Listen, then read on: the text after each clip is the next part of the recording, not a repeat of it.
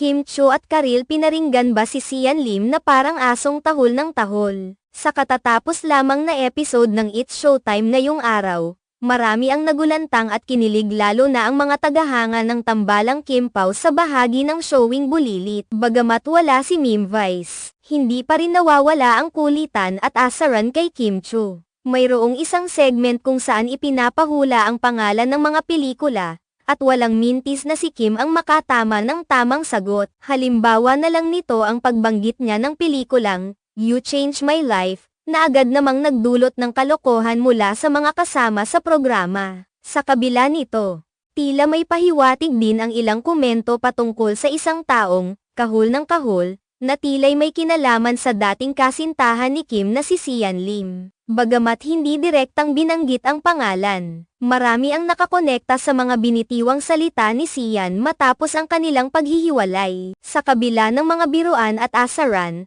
patuloy pa rin ang pagiging mainit ng suporta ng mga tagahanga kay Kim Chiu, lalo na sa kanyang mga bagong proyekto at mga pagganap sa telebisyon. Hindi maitatanggi ang patuloy na pagkakaroon ng tensyon sa pagitan ng ilan sa mga personalidad sa industriya, ngunit bahagi ito ng likas na kompetisyon at entertainment sa showbiz.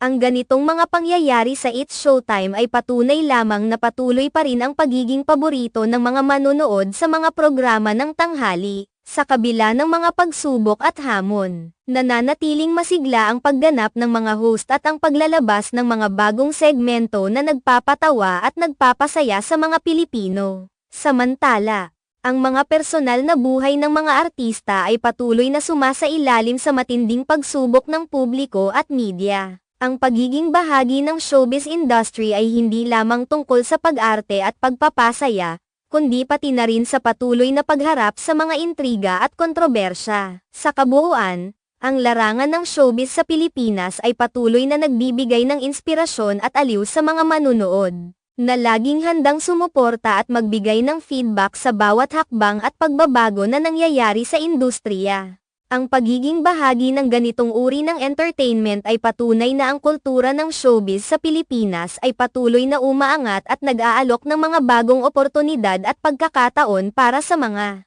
nagpapakitang gilas na mga talento at personalidad.